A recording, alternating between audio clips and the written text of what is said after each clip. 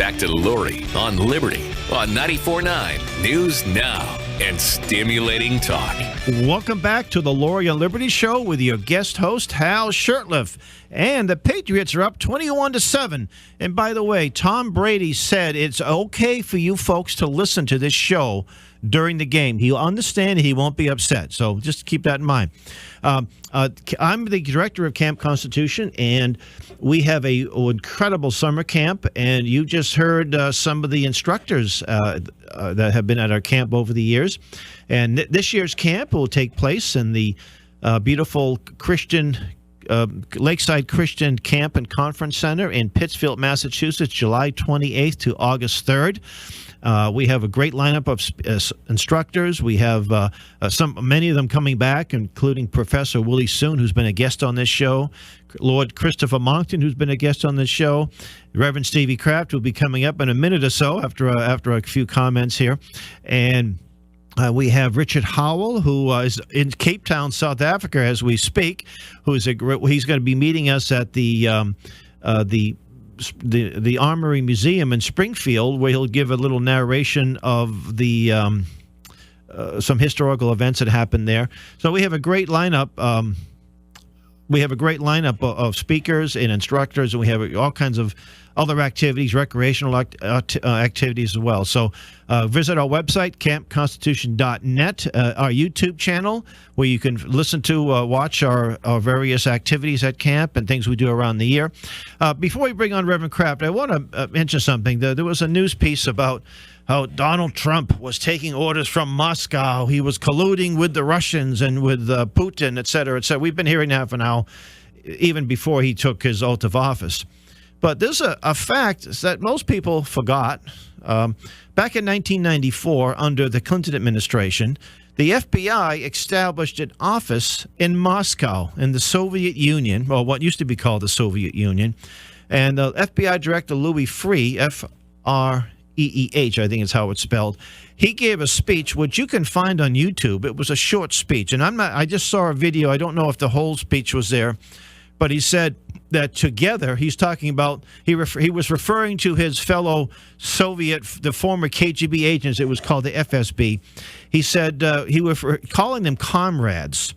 And he said, together we are invincible. That office still exists. So when the FBI director, Comey, former director, they were saying, oh, we're so concerned about Trump in Russia that he's taking orders from Putin, et cetera, from Putin. Well, they haven't closed their office. That's still there. So who is colluding with Russia? Okay. We have a great guest. He's been on, actually in studio here last year, I think, or earlier this year. Yeah, last year, about this time. He's a dear friend of mine. He's a brother from another mother, Reverend Stevie Kraft. How you doing, Reverend Kraft? Hey, Brother Howley. Definitely a brother from another mother. What's up? And you're a little bit older. Now, Reverend Kraft, Rev has been one of our instructors at our camp since 2010. And I met Reverend Kraft at another camp that was done by another organization, I think 2004 or so. And you're the author of a couple of books. One of them is a book you co-authored with a policeman or detective from New York about your recovery issue and how you were led to the Lord and got off drug addiction many, many, many years ago.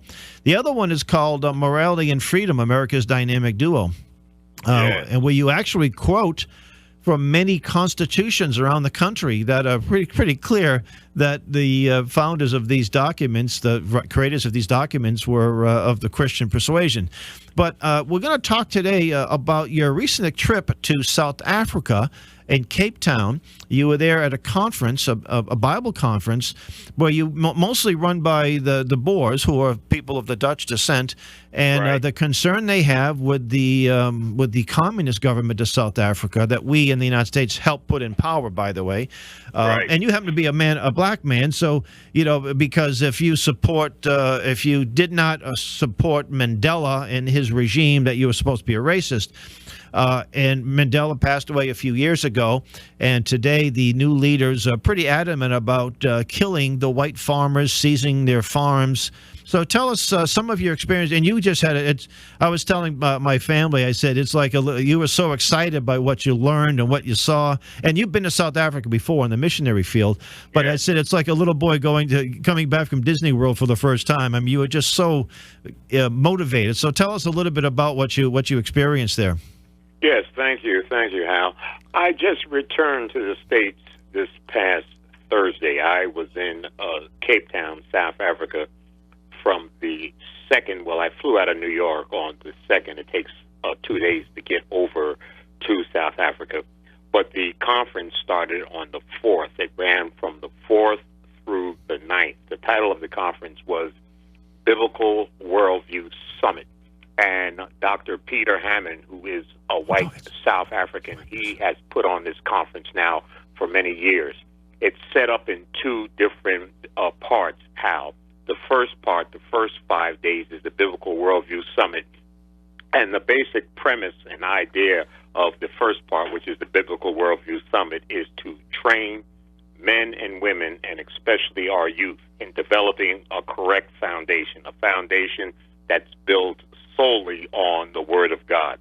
The foundational scripture that Dr. Hammond laid this summit on was Matthew chapter 7 and Jesus' Sermon on the Mount, where he talked about the wise man who built his house on the rock being Christ himself. And when the storms of life came, when the winds blew, when the rains came, when the floods beat against that house did not fall because it was built on a rock. But in the next verse in the same sermon, he talked about the foolish man who built his house on sand. He also heard the same word, but he didn't obey it. He built his house on sand, men's traditions of secular humanism, men's traditions of agnosticism and atheism. And when the same trials came in his life, storms raging, floods, rain, and all of these things, his house fell, and then Jesus says, great was the fall of it.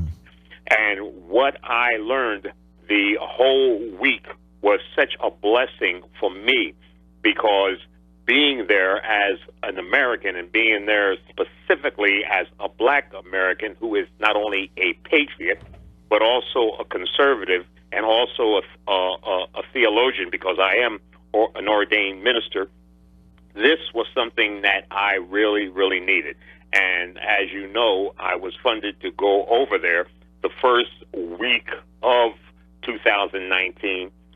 So God had me coming out of the gate in this new year, 2019, to really now go to the next level in my life.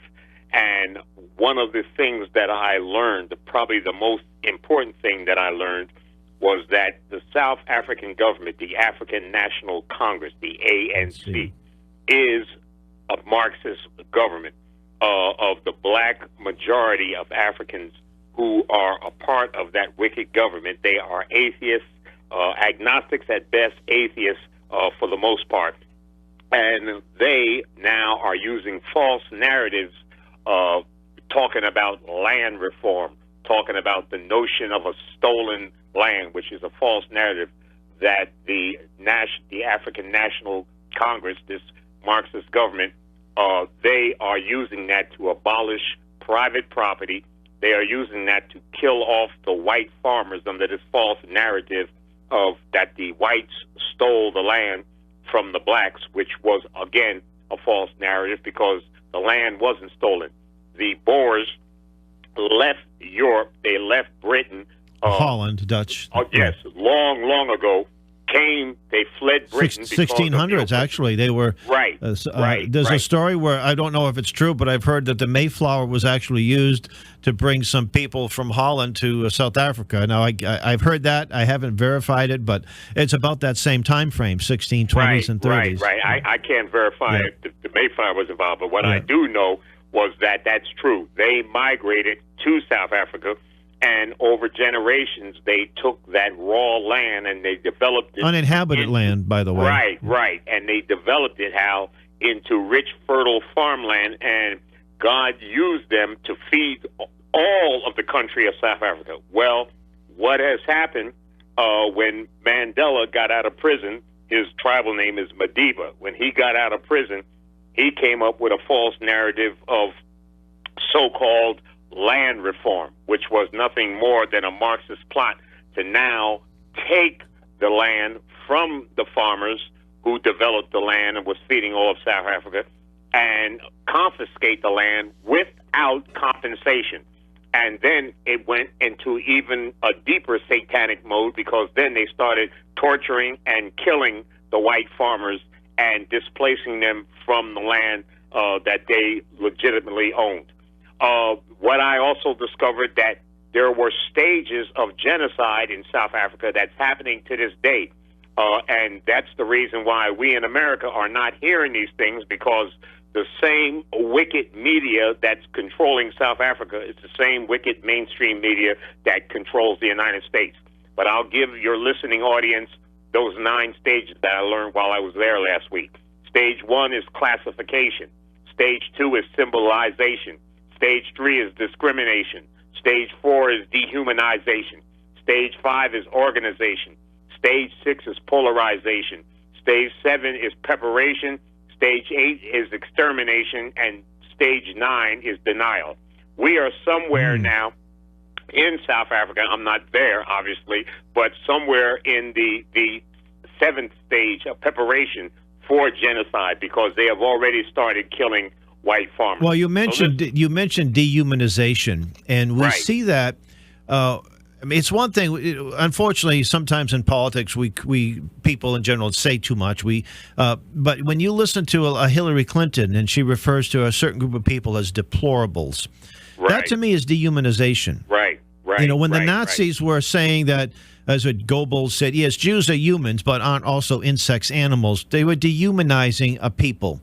When you dehumanize a people, when you have the power of government and the power of media, and in this country right now, the dehumanization is just very relatively mild, but we can see that people of the conservative bent, or the especially devout Christians and Orthodox Jews, they tend to be dehumanized. They're treated as second or third class citizens. In Boston, you won't get a call from your city council if they find out who you. The city council, my city councilor, won't return a call.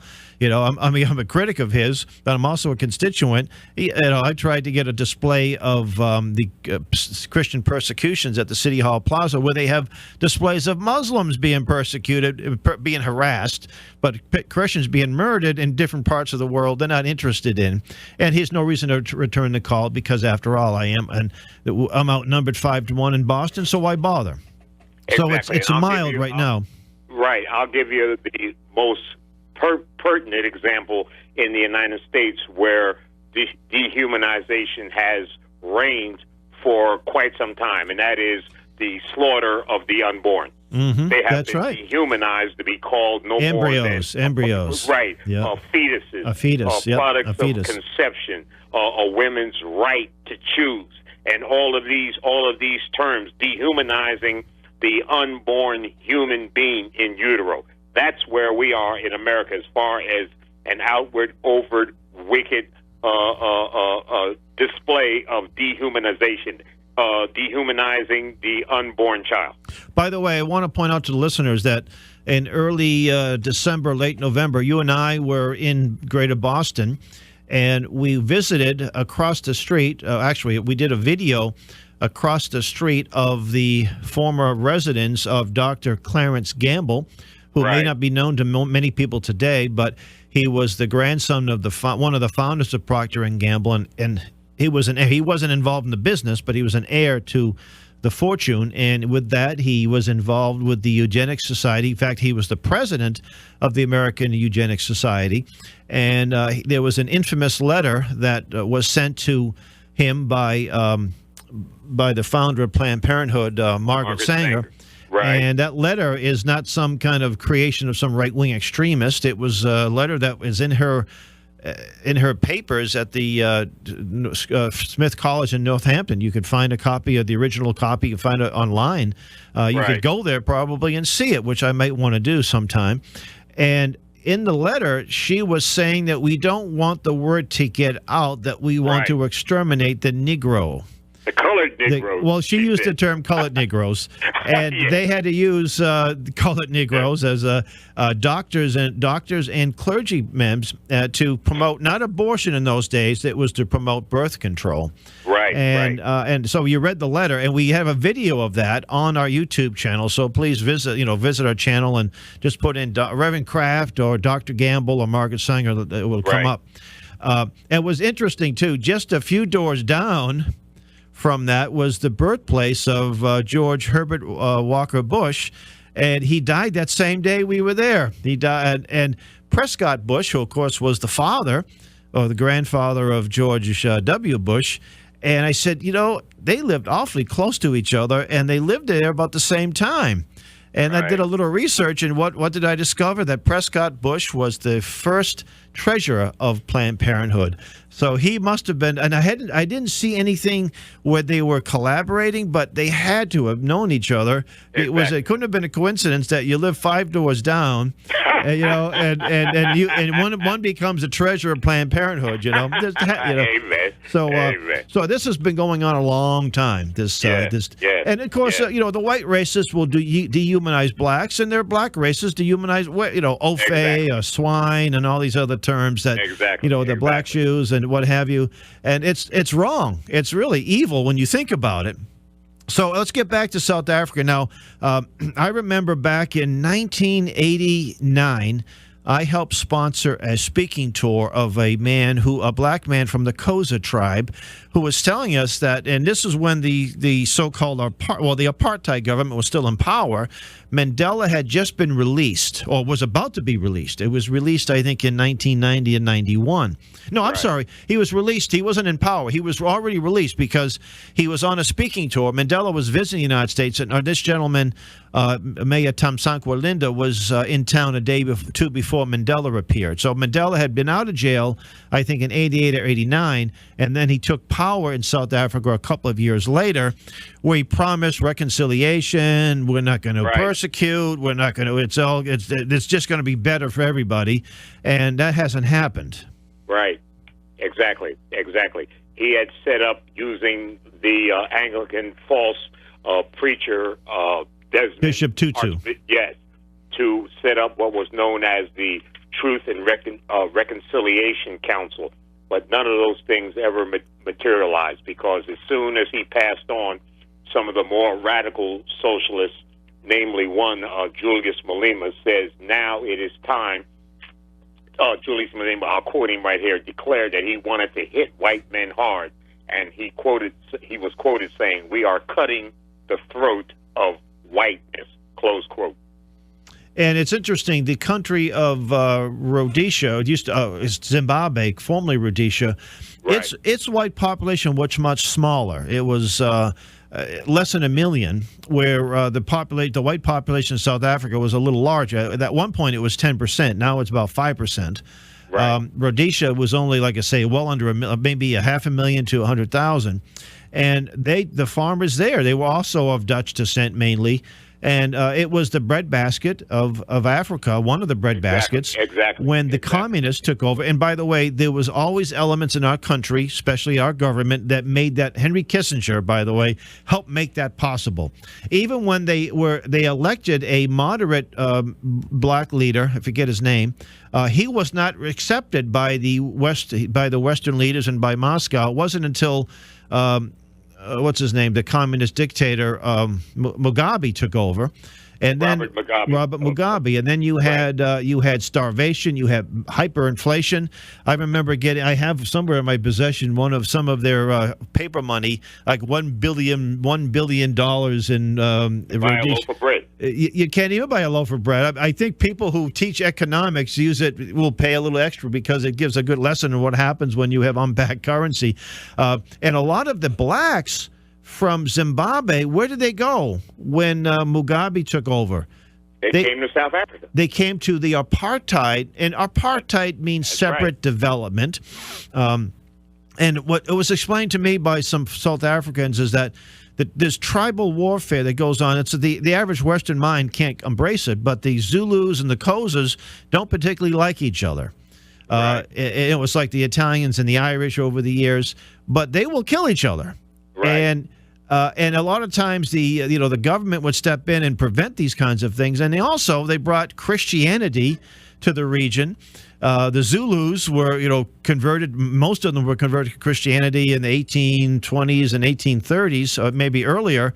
But prior to that, I mean, the Zulu leaders would kill their own people to the tunes of hundreds of thousands of people. And the population of Black South Africa went up dramatically because of the modern medicine being there and a system of justice.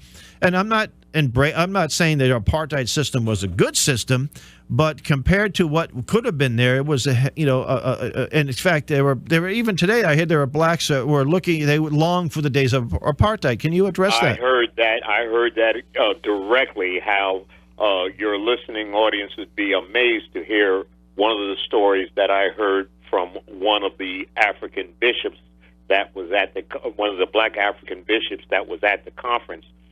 He said, with the subject of colonialization came up, he told me, sitting at the dinner table, that they were much better off under colonialism. He was making the comparison between